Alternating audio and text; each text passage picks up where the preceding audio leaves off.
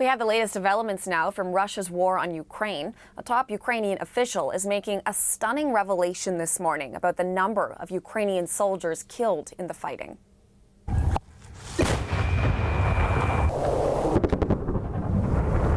This is recent videos showing Ukrainian forces near the front line in eastern Ukraine. The fighting there remains intense. Ukrainian and Russian forces have been hitting each other's positions with heavy guns for months now.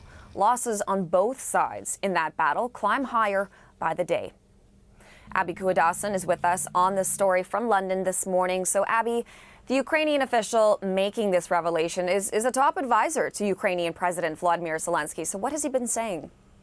Absolutely, and he's sharing that between 10 and 13,000 Ukrainian troops have been killed since Russia invaded in February. Mikhailo Podolyak told a Ukrainian television network that Zelensky will make that data public at the appropriate time. Now, the Ukrainian military has not confirmed this figure. The last time it reported on deaths was back in August, when it was announced that 9,000 servicemen and women had died. It is worth noting that just last month, the top general in the United States, Mark Milley, estimated that about 100,000 Ukrainian soldiers had been killed and wounded in this war, Hillary.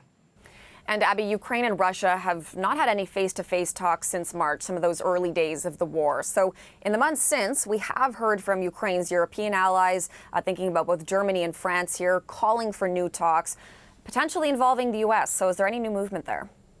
Yeah, when it comes to engaging with Putin, the French approach has been drastically different to that of the United States. Emmanuel Macron has been in contact with Putin multiple times since the war started, despite the criticism that he's faced for doing so. He says talks are necessary to avoid escalation, and he was standing next to the U.S. president when Joe Biden was asked if he would be reaching out to the man in the Kremlin. Here's what Joe Biden had to say.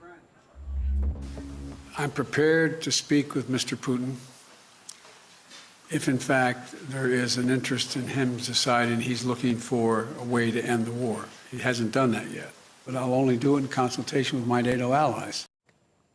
Now, the Kremlin responding to that comment this morning, saying there can be no basis for talks until Washington recognizes Russia's newly annexed territories. We know Kyiv has repeatedly declared it will take back its territories, and the United States has also made it very clear that it supports Ukraine, Hillary. Abby, thank you. Abby Kuadasan for us in London.